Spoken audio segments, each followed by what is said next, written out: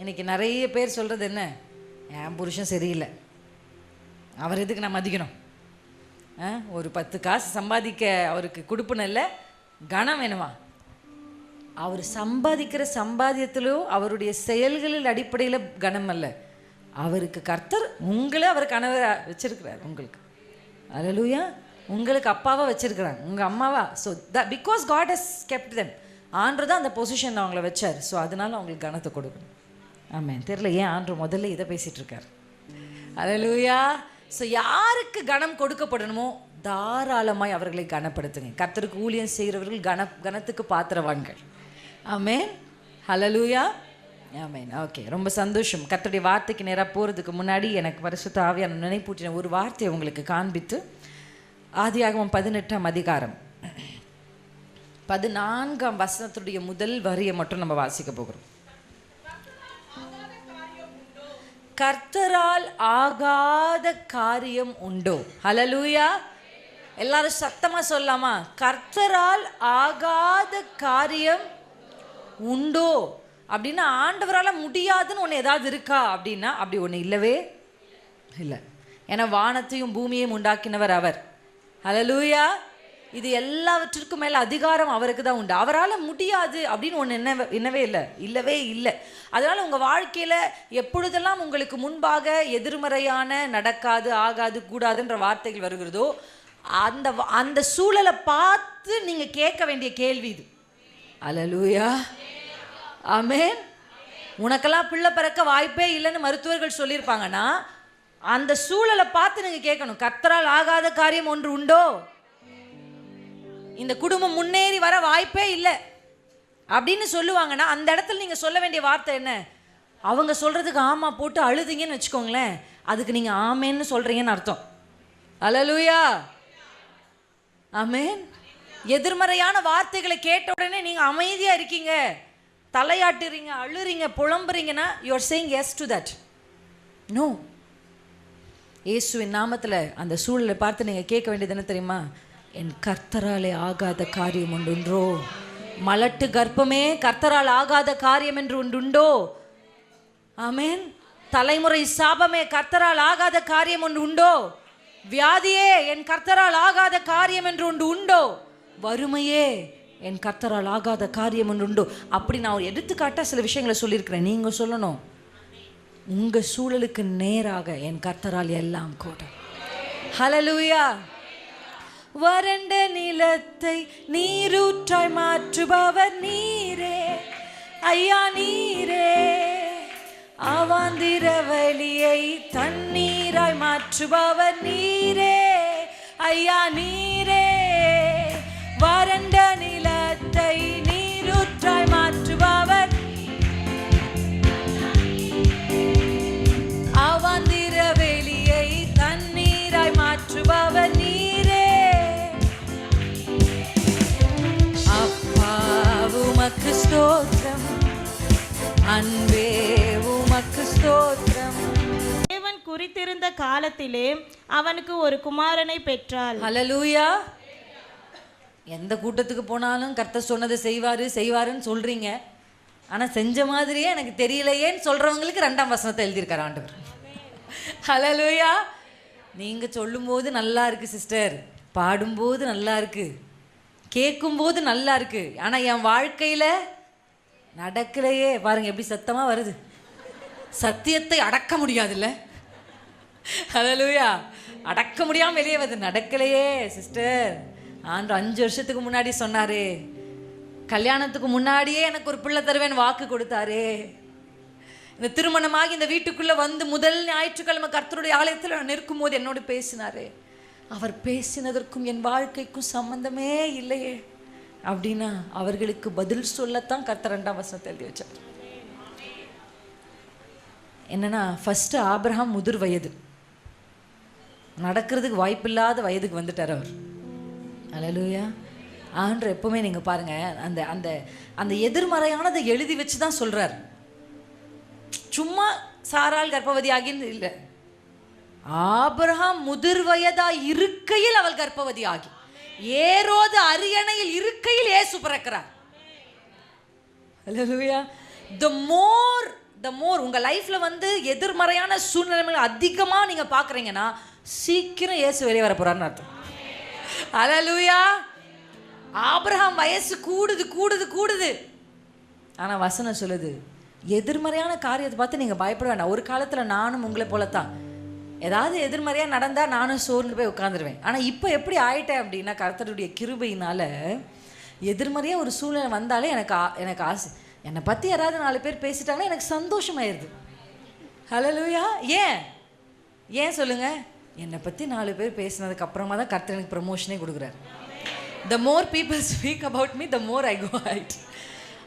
பேசட்டும், அப்போ எனக்கு அது கிரெடிட் தானே. யோசேப்பை குறித்து கர்த்தருடைய வேதம் சொல்லுகிறது, யோசேப்பு கனிதரும் திராட்சை செடி. அவன் செடியாகவே இருந்திருப்பான், சும்மா விட்டுருந்தான். ஆனால் அவன் பக்கத்தில் ஒரு சுவரை கட்டுறான் பிசாஸ். அவங்க அண்ணனை வச்சு கட்டுறான். ஹல்லேலூயா. போர்த்திபார மனைவியை வச்சு கட்டுறான், சுவரை கட்டுறான்.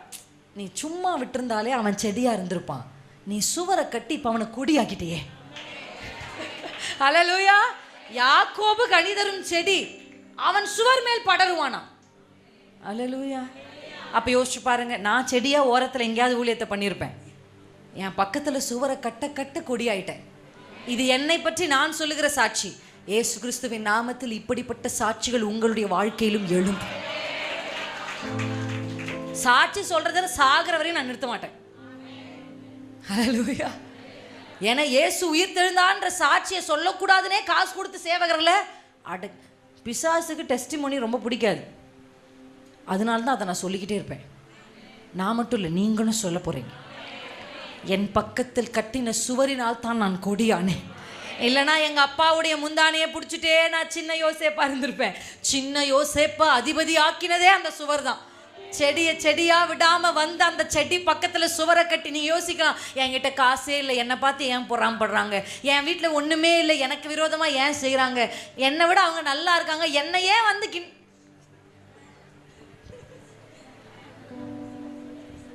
நீங்கள் உங்களை செடியாக நினைக்கிறீங்க. சத்துருக்கு தெரியும் இவன் ஒரு நாள் கொடியாக வருவான்னு, அதனால இவன் வெளியே தெரிஞ்சிடக்கூடாதுன்னு சுவரை கட்டினா.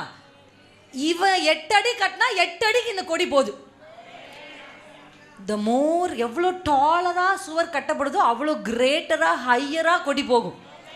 அப்படின்னா என்ன, எதை கட்டினாலும் இவனை உன்னால் மறைக்க முடியாது அப்படின்றதுக்காக கர்த்தர் அது செய்கிறார்.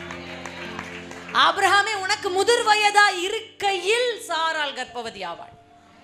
எதிர்மறையான சூழ்நிலைகள் வாக்குதத்தம் நிறைவேற போகிறதற்கான வழி. ஹல்லேலூயா. அதில் ஒரே ஒரு வார்த்தை தான், நடக்கலையே ஆகலையே கூடலையே வாக்கு பிடிச்சிட்டு இப்படியே பார்த்துட்டு இருக்கனேன்னு சொல்கிறவங்களுக்கு ஒரே வார்த்தை தான், குறித்த காலத்தில். ஹல்லேலூயா. அவர் குறித்த காலத்தில். எல்லாரும் சொல்லுங்க, நீங்கள் குறித்த காலத்தில் எனக்கு அது நடக்கட்டும்பா, எனக்கு அது நடக்கட்டும்பா. ஆனால் அதுவரையும் கல்லறை விட்டு என் கால் நகராது. அழுதாலும் நான் நகர மாட்டேன், அதுவரையிலும் நான் நகரவே மாட்டேன். என்னோடு இருந்த எல்லாரும் ஓடி போனாலும், உமக்கு பின்பாக வந்த அப்போஸ்தலர்கள் அடைக்கப்பட்டு இருந்தாலும், நான் என் கல்லறையை விட்டு என் இயேசுவை பார்க்கும் வரையில் என் கால் நகராது. நகராது. ஷகபதரபலஷ் நிபகஷிரபதுரேலே. குறிக்கப்பட்ட காலம் வரும் பொழுது, குறிக்கப்பட்ட காலம் வரும் பொழுது, ஆபிரகாம் முதிர் வயதா இருந்தாலும், சாராளின் கர்ப்பம் செத்ததா இருந்தாலும், பக்கத்தில் ஆகார் தன் பிள்ளையோடு நின்று கொண்டு இருந்தாலும்,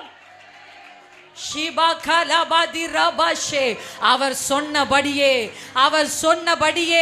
அவர் செய்து முடிக்க வல்லவராய் இருந்தார். இஸ்மவேல் வெளிப்பட்டிருந்தாலும், ஆகார் இருந்தாலும், இல்ல கர்த்தர் சொன்னது ஈசாக்கை தான், சாராளை கொண்டு தான், உன்னை கொண்டு தான் உன் குடும்பத்திற்கு ஆசீர்வாதத்தை கர்த்தர் வைத்திருக்கிறார். ஷிபா காதி செலஹா தோரிபாலா ஷேதாரே. உம்மால் கூடாத காரியம் எதுவும் இல்லை, உம்மால் முடியாத அதிசயம் நான் வைராக்கியத்தோடு பிரசங்கித்துட்டு இருக்கேன். அதே வைராக்கியத்தோடு நீங்க அதை ரிசீவ் பண்ணணும்னு கர்த்தருக்குள்ள நான் நம்புகிறேன். ஹல்லேலூயா, ஹல்லேலூயா. கர்த்தர் சொன்னபடியே செய்வார்.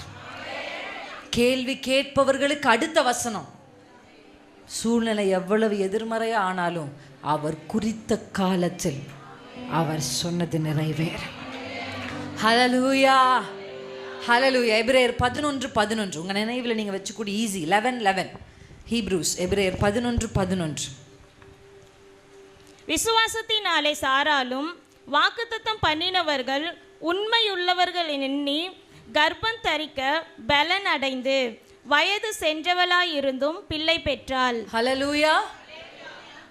நம்ம வேதத்துல வாசிக்கிறோம், சாராளை நோக்கி பார்த்தா சாராள் கிட்ட ஃபெய்த் கம்மியா இருந்தது தானே இருக்கும். ஆபிரகாம் மாதிரி விசுவாசமா சாராள் இருந்தாங்களான்னு கேட்டா இல்லதான். உண்மையா இல்லைங்களா? ஆமா. எப்பவுமே உண்மையை ஒத்துக்கிட்டீங்கனாலே அடுத்த லெவலுக்கு நம்ம போயிடலாம். நான் பேசுனதுதான் ரைட்டுன்ட்டிங்கன்னா முடிஞ்சு வச்சுங்க. நானும் அப்படி பேசியிருக்க கூடாது அப்படின்னு நீங்க சொல்லி பாருங்க. ஹல்லேலூயா. நீங்க தான் அப்படி செஞ்சாலும் நான் அப்படி செஞ்சிருக்க கூடாது. ஹல்லேலூயா. உண்மையை எப்பவும் கர்த்தருடைய பிரசன்ஸ்லயும் சரி, அப்பா எப்பவுமே நம்ம கூட இருக்கிறதுனால, ஆமா செய்த தவறை நான் செய்தேன் என்று ஒத்துக்கொள்ளுகிறது ஒரு பெரிய கட்ஸ் வேணும். என்னை பொறுத்த அவங்க தான் தைரியசாலி. யார் தைரியசாலி? செய்த தவறை ஒத்துக்கொள்ளுகிறவங்கள தைரியசாலி. அதை மறைக்கிறதுக்கு இன்னொன்று செய்கிறவங்க கோழைன்னு தான் நான் நினைப்பேன். ஹல்லேலூயா. ஆமாம், தவறு செய்தேன், பேசிட்டேன், விட்டுட்டேன், அதனால தான் மன்னிச்சிருங்க அப்பா, மன்னிச்சிருங்க அப்படின்னு தைரியமாக போய் கேட்கிற ஒரு தைரியத்தை கர்த்தர் நமக்கு தருவாராக. இந்த வசனம் ரொம்ப அழகாக சொல்லுது. ஃபெய்த் கம்மியாக இருக்கிற சாரால நான் ஏன் நோக்கி பார்க்கணும் அப்படின்னு நீங்கள் கேட்டிங்கன்னா, ஃபெய்த் அவகிட்ட கம்மியாக இருந்த மாதிரியும் அவள் நகைத்ததை போலவும் நம்ம வேதத்தில் 18ஆம் அதிகாரத்தில் வாசிக்கிறோம். ஆனால் சாராள் அம்மா நகைத்ததற்கு அப்புறம் நடந்த ஒரு விஷயத்தை தான் இந்த வசனம் எழுதியிருக்கு. எபிரேயர் 11 பழைய ஏற்பாட்டின் ஒரு ரேமா, பழைய ஏற்பாட்டில் நடந்ததை ஒரு ரெவலேஷனாக சொல்ல ஒரு அதிகாரம். நீங்கள் எப்போல்லாம் விசுவாசத்தில் அப்படியே குறைந்து போகிற மாதிரி தெரியுதோ, முழங்கால் படிட்டு எபிரேயர் 11 வாசிக்க ஆரம்பிச்சிடும். ஹல்லேலூயா. வாசிக்கும் போது விசுவாசமானது நம்ம படுறதையும் அப்படிலாம் வாசிக்கக்கூடாது, சத்தமாக வாசிக்கணும். சில நேரத்தில் நீங்கள் சத்தமிட்டு வாசிக்கிறதுலே சத்துரு நடுங்குவோம். சத்துருவை அடக்கிறதுக்கு முதல் வழியே நீங்கள் சத்தம் விடணும். ஆமென், அல்லேலூயா. வசனம் சொல்லி போதமாக நீங்கள் யுத்தத்துக்கு போகும்பொழுது ஆண்டவர் கற்றுக் கொடுக்குறாரு இஸ்ரவேலர்களுக்கு. என்னன்னா, நீங்கள் எக்காலத்தை ஊதணும்னு சொல்கிறார் ஆண்டவர். அல்லேலூயா. எக்காலத்தை எடுத்து தான் அவங்க போவாங்க. அப்படி எக்காலத்தை ஊதும் போது என்ன நடக்கும் ஆண்டவரேனா, நாம் எக்காலத்தை நீங்கள் ஊதும் பொழுது நீங்கள் நினைக்கப்படுவீர்கள் பரலோகத்தில். அந்த சவுண்ட் ஆண்டவர் போய் என்ன பண்ணணும்னா அவர் ரிமெம்பரன்ஸ்க்கு கொண்டு வரும், நினைப்பூட்டுதல். எத்தனை பேருக்கு அனுபவம் இருக்குன்னு தெரியல. நம்ம ஏதாவது ஒரு ஸ்மெல்லை கடந்து போனால் கூட சில நினைவுகள் நமக்கு வரும். உண்மையா இல்லைங்களா? இந்த வாசனை சில நினைவுகள் ஞாபகப்படுத்தும். எத்தனை பேருக்கு அப்படி இருக்கு? சில பிஸ்கெட்டோட வாசனை, சில ரைசர், சில ஏதோ ஒரு வாசனை, உங்கள் சைல்டுஹுட், உங்கள் குழந்தை பருவத்தை, உங்களுக்கு நடந்த சில ஆண்டவரை நினைப்பூட்டணும்னா எக்காலம் ஊதணும். யுத்தத்துக்கு நீங்கள் போகும்பொழுது எக்காலத்தை நீங்கள் ஊதும் பொழுது நீங்கள் நினைக்கப்படுவீர்கள்னு ஆண்டவர் சொல்கிறார். ஹல்லேலூயா. இந்த எபிரேயர் 11 விசுவாச பட்டியல். அதை நீங்கள் எப்பெல்லாம் உங்கள் ஃபெய்த் தளர்ந்து போதோ, முழங்கால நின்னோ எழும்பி நின்றோ வேதத்தை பிடிச்சி நல்லா அப்படி உயர்த்தி பிடிச்சி சத்தமாக வாசிக்கணும். ஹல்லேலூயா. அப்படி சாராளை பார்க்கும் பொழுது, எஸ், சாராளுடைய சரீரமும் பலவீனமாக இருந்தது, சாராளுடைய விசுவாசமும் பலவீனமாக இருந்தது. ஹல்லேலூயா. அதை மறுக்கவே முடியாது. விசுவாசத்திலும் தளர்ந்து போய் சரீரத்திலும் தளர்ந்து போய் இருந்த அவளை குறித்து கர்த்தருடைய வேதம் சொல்லுகிறது என்னன்னா, விசுவாசத்தினாலே சாராளும் வாக்குத்தத்தம் பண்ணினவர் உண்மை உள்ளவர் என்று எண்ணி. என்ன வார்த்தை இருக்குங்க? எண்ணி கர்ப்பம் தரிக்க பலன் அடைந்து. இப்ப இவர் கர்ப்பம் தரிக்கிற, ஏன்னா இவளுடைய கர்ப்பம் பலவீனப்பா இருந்துச்சு. இவள் கர்ப்பம் தரித்த அந்த கர்ப்பம் எப்படி பலனடைந்ததுன்னு பைபிள் சொல்லுதுன்னா, அவள் எண்ணங்கள். ஹல்லேலூயா. அப்படிதானே பைபிள் சொல்லுது. நான் ஏதாவது வேற ஏதாவது சொல்றேனா? எண்ணி பலனடைந்து. நீங்க உங்க எண்ணங்கள் உங்களை பலவீனப்படுத்துது, உங்க எண்ணங்கள் உங்களை பலவானாக்கும். அல்லேலூயா. எத்தனை பேருக்கு புரியுது? பிரச்சனைகள் வரும்பொழுது எப்படி நீங்கள் அதை எண்ணுறீங்க, எப்படி யோசிக்கிறீங்க? நிறைய பெண்கள் நான் பார்த்துருக்குறேன், அப்படியே உட்காந்து யோசிச்சுட்டே இருப்பாங்க. பார்த்துருக்கீங்களா? நீங்களே அப்படிதான், ஏதோ இங்கே தான் இருப்பீங்க, ஆனால் எங்கேயோ போயிருப்பீங்க. ஆமாம், என்ன இயேசுடைய பிள்ளைகளுக்கும் மற்றவர்களுக்கும் என்ன வித்தியாசம்? எண்ணத்தில் தான் அங்கே ஃபஸ்ட்டு ஆரம்பிக்குது. என்ன யோசிக்கணும்? வாக்குத்தத்தம் நிறைவேற தாமதிக்கும் பொழுது அவர் வாக்குத்தத்தத்தில் உண்மை உள்ளவர்னு அவன் நினைக்கிறான். ஹல்லேலூயா. விசுவாசிக்கிறா. இந்த எண்ணமும் இந்த மைண்ட்ல தாட்ஸ் அண்ட் ஃபெய்த், அவளுடைய எண்ணமும் விசுவாசமும் இணைந்த பொழுது அவள் கர்ப்பம் பலனடைந்தது. ஹல்லேலூயா. எத்தனை பேருக்கு புரிஞ்சுது? விசுவாசம் எண்ணம் ரெண்டும் இணைந்த பொழுது வசனம் சொல்லுது, அவள் கர்ப்பம் தரிக்க அவள் பலன் அடைகிறாள். இயேசுவின் நாமத்தில் யாருடைய விசுவாசம் இங்கே பலவீனப்பட்டிருந்தாலும், யாருடைய சரீரம் இங்கே பலவீனப்பட்டிருந்தாலும், யாருடைய குடும்பம் இங்கே பலவீனப்பட்டிருந்தாலும், நீங்கள் செய்கிற பிஸ்னஸ் பலவீனப்பட்டிருந்தாலும், எது பலவீனப்பட்டிருந்தாலும், எது உங்கள் வாழ்க்கையில் பலன் குறைந்ததாக இருந்தாலும், அதை பலப்படுத்துகிற பவர் எதுக்கு இருக்குது தெரியுமா? உங்கள் விசுவாசத்துக்கும் எண்ணத்துக்கும் தான். நீங்கள் நினைக்கணும், எப்படி நான் விசுவாசிக்க முடியும்? சாரால பாருங்க, நினைங்க. அல்லேலூயா. இன்னைக்கு நம்ம எதையுமே சிந்திக்கவே கூடாதுன்றதுக்காக நம்ம கையில் கொடுக்கப்பட்ட ஒன்று தான் ஃபோன். உண்மையா இல்லையா? ஃப்ரீயாக இருந்தா, நான் இப்போ சமீபத்தில் தான் இதை யோசிச்சுக்கிட்டே இருக்கிறேன். நம்ம வாழ்க்கையில் பயன்படுத்துகிற எல்லா பொருளையுமே எப்படி பயன்படுத்துகிறோம்னா தேவைக்கு பயன்படுத்துகிறோம். ஆமாம் தானே? வேர்க்குதுன்னா உடனே ஏசி போடுறோம், குளிராக இருந்தால் ஏசியை. ஆமாம் தானே? தண்ணி வேணும்னா எடுத்து குடிக்கிறோம், வேணான்னா வச்சிட்டு. இந்த ஃபோன் மட்டும் யோசிச்சு பாருங்க, தேவையில்லாமன்றது. ஆமாம், உண்மை. தேவையில்லாமன்னா தேவையே இல்லாமல் சும்மா பார்க்குறோம் உட்காந்து. அதாவது இப்போ ஃபோன் யாருக்காவது, ஃபோன் இங்கே இருக்குது, ஒருத்தருக்கு ஃபோன் பண்ணணும்னு எடுக்கிறது வேற, சும்மாவே அது நம்ம கைக்கு வருது. அது எப்படி எனக்கு தெரியல, அது கால் முளைச்சிருக்கா ரெக்க முளைச்சிருக்கான்னு தெரியல. பைபிளை தேடும்போது நம்ம கைக்கு பைபிள் வர்றதை விட ஃபோனை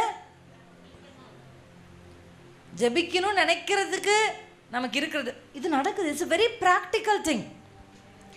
அதாவது சத்துரு என்ன நினைக்கிறான்னா, நீங்கள் எதையுமே நினைக்காதீங்க. அப்படியே சாராலெல்லாம் கவனிக்கவே கூடாது, எதையும் பாருங்க. இப்போ பாருங்கள், நீங்கள் எங்கே போனாலும் எவ்ரிவேர் யூ கோ, ஒரு பார்க்குக்கு வந்தாலும், ஒரு பீச்சுக்கு வந்தாலும், ஒரு நல்ல இடங்களுக்கு வந்தால் கூட ஐ சி பீப்புள் அவ்வளோ அற்புதமான காட்சியை தன் கண்களுக்கு முன்பாக இருக்கிறத விட்டுட்டு இப்படி உட்காந்து நோண்டிகிட்டு இருப்பாங்க. அதில் என்ன பார்த்துட்டு இருப்பாங்க? பீச் அலையில பார்த்துட்டு இருப்பாங்க. எடா, உன் கண்ணுக்கு முன்னாடி தானடா இருக்குது, அதை பாரு. வச்சாதான் எண்ணவே முடியும். இன்னைக்கு நிறைய வாலிபர்கள் எண்ணங்களில் யோசிக்கவே முடியல அவர்களுக்கு. ஏன்னா எல்லாமே இதிலே நினைக்கணும், தியானிக்கணும். அதனால்தான் உண்மை தியானிக்கிற தியானம். தாவீதுடைய வெற்றிக்கு காரணம் என்ன தெரியுமா? டேவிட் தியானம். ராஜாமங்களே நான் உண்மை தியானிக்கிறேன். ஹல்லேலூயா, ஹல்லேலூயா. இரவு நேரத்தில் நம்ம என்ன பண்றோம்? தாவீது என்ன பண்ணார் தெரியுமா? தியானிப்பார். ஈசாக்கை நீங்கள் போய் பாருங்க. ரெபேக்கால் அவர் ஈசாக்கை சந்திக்கும் பொழுது சாயங்கால வேலையில் ஈசாக்குடைய தியானம் பண்ணுவார். அவங்க கிட்ட பைபிள் கிடையாது, தே டோன்ட் ஹவ் பைபிள். உங்களை என்ன மாதிரி பாட்டு புக் கிடையாது, பாட்டு கேட்கறதுக்கு எதுவும் கிடையாது. என்ன பண்ணுவாங்க, என்ன பண்ணியிருப்பாங்க, எப்படி இருக்கும் அவங்க ப்ரேயர் டைம்? யோசிச்சு பாருங்க. இன்னைக்கு நம்மக்கிட்ட பைபிள் இருக்குது, பாட்டு புக் இருக்குது, பாட்டு கேட்கறதுக்கு இருக்குது, பிரசங்கம் கேட்க எல்லாமே இருக்குது. ஆனால் நமக்கு என்ன இல்லை? டைம் இல்லை. அவங்க கிட்ட எதுவுமே இல்லை, ஆனால் அவங்க தியானிக்கிறாங்க. எப்படி தியானிச்சிருப்பாங்க? நடந்தது. அவங்க சர்ச்சும் இல்லைம்மா, பாவம், அவங்களுக்கு சர்ச்சும் இல்லை. எப்படி தியானிச்சிருப்பாங்க? கர்த்தர் அவங்க அப்பாவாகிய ஆபிரகாமுக்கு சொன்னது, அதை எப்படி செஞ்சார், எப்படி ஊரலுங்கிற கல்தேயர் பட்டணத்திலிருந்து கொண்டு வந்தார், விக்கிரகத்துக்கு பின்பாக இருந்த ஆபிரகாமை எப்படி தரிசனமாய் கொண்டு வந்தார், எப்படி நடத்தினார், இதெல்லாம் தான் தியானிப்பாங்க. அல்லேலூயா.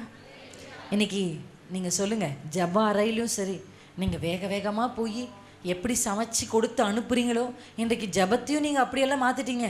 சட்டு புட்டுன்னு இல்லை. கர்த்தருடைய ப்ரெசன்ஸில் போய் கொஞ்சம் காத்திருந்து, ஆமென், கர்த்தர் செஞ்சதை நினச்சி. எத்தனை நாள் ஆச்சு நீங்கள் அப்படி நினச்சி பார்த்து? ஏன் தெரியுமா உங்க விசுவாசம் தளர்ந்து போயிருக்கு? ஏன் தெரியுமா கர்த்தர் செய்வார்ன்ற நம்பிக்கை உங்களுக்கு அற்று போயிருக்கு? ஏன் தெரியுமா? இப்ப இருக்கிற பிரச்சனையை மட்டும்தான் நீங்க பாக்குறீங்களே தவிர உங்களை கர்த்தர் நடத்தி வந்த பாதைகளை மறந்து விட்டீங்க.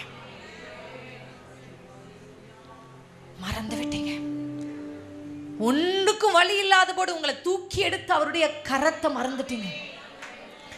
ஒருத்தர் உங்க பக்கத்துல இல்லாத போது அவர் வந்து உங்களை அனைத்த விதத்தை நீங்க மறந்துட்டீங்க. யார் செய்வார் நீ கதறி துடித்த பொழுது வித்தியாசமான விதத்துல ஏதோ ஒரு மனுஷனை கொண்டு கர்த்தர் செஞ்ச அற்புதத்தை நீங்க மறந்துட்டீங்க. இதான் உங்க விசுவாசம் தளர்ந்து போனது. சாராளே, உன் விசுவாசம் ஏன் தளர்ந்து போச்சு? எண்ணம் இல்லை, எண்ணத்துல என்ன ஓடுது? அவள் விசுவாசத்தினாலே கர்த்தர் உண்மை உள்ளவர் என்று யோசிச்சு பாரு. இதை பிரசங்கிக்கும் போதும் சரி, இதை தியானிக்கும் போது எனக்கு வந்து அது ஒரு டிஃப்ரெண்ட் ஃபீலிங்காக இருக்குது. அப்படியே என் கண்ணு முன்னாடி நீங்கள் அப்படியே விஷன் ஒரு திரையை கொண்டு வந்து யோசிச்சு பாருங்க. ஆபிரகாம் உட்காந்துருக்கா, ஓகே நல்லா இருக்கா, போகலாமா, படத்துக்கு போவோமா, கட் பண்ணி போட்டுறாதீங்க தம்பி. ஆதியாகமம் 18ஆம் அதிகாரம் 21ஆம் அதிகாரத்துக்கு 18ஆம் அதிகாரத்துக்கு போவோம். அப்படியே உட்காந்துருக்கான்னு வச்சுக்கோ. உட்காந்து சரீரம் பலவீனமான சரீரம், விசுவாசமும் பலவீனமான விசுவாசம். ஆனால் அவ மனதுக்குள் ஒரு எண்ணம் வருகிறது, அவர் வாக்குத்தத்தத்தில் உண்மை உள்ளவர். அந்த எண்ணம் வர வர விசுவாசம் அப்படியே அதிகரிக்குது. விசுவாசம் அதை யோசிச்சு பாருங்க. எண்ணம் வர வர விசுவாசம் அதிகரிக்குது. விசுவாசம் அதிகரிக்க அதிக கர்ப்பம் பலனடையுது. அப்போ உங்க குடும்பம் மாறணும்னா கணவன் மாறுறதில்ல, பிள்ளைகள் மாறுறதில்ல, மருமக மாறணும், மாமியார் மாறணும், இவங்க மாறணும், பாஸ் மாறணும், உங்க எண்ணம் மாறணும். எண்ணம் மாறினா விசுவாசம் வரும், விசுவாசம் மாறினா கர்ப்பம் பலனடையும், கர்ப்பம் பலனடைஞ்சா ஈசாக்கு வெளியே வருவார். ஹல்லேலூயா. ஊற்ற தூர்த்து போட்டிருக்கிறத நான் பார்க்குறேன். பாட பாட அந்த மண்ணெல்லாம் வெளியில வரும். பிசாசு எதையெல்லாம் தூக்கி உள்ள போட்டு நடக்காதுன்னு உங்களை நம்ப வச்சானோ அதெல்லாம் இன்றைக்கு இயேசுவின் நாமத்தில் தூர்த்து போட தான் என்ன அனுப்பிச்சிருக்காரு. நான் கர்த்தருக்குள்ள நம்புறேன். இனி உங்களுக்குள்ள பொங்கி வருகிற அந்த நதியை யாராலும் தடுக்க முடியாது. உங்க தலைமுறையின் வறட்சியை இந்த நதி மாற்றும். தற்காலிகமான தாகம் தணிக்கிற நதி அல்ல, இது தலைமுறைகளை தாண்டி போகிற நதி. சொன்னதை செய்வார், செய்வதை சொல்வார், செய்யாத ஒன்றையுமே சொல்லவே மாட்டார். சொன்னதை செய்வார், செய்வதை சொல்வார், செய்யாத அவர் வாக்கு பண்ணுவார், விசிட் பண்ணுவார், சொன்னபடி செய்து முடிப்பார். அவர் வாக்கு பண்ணுவார், விசிட் பண்ணுவார், சொன்னபடி செய்து முடி. தலைமையில கையை தட்டி பாடலாமா? சொன்னதை செய்வார், செய்வதை சொல்வார், செய்யாத ஒன்றையுமே சொல்லவே மாட்டார். சொன்னதை செய்வார், செய்வதை சொல்வார், செய்யாதது ஒன்றையுமே சொல்லவே மாட்டார். கைகளை தட்டி அப்பாவுக்கு நன்றி செலுத்துவோம். Thank you, Jesus.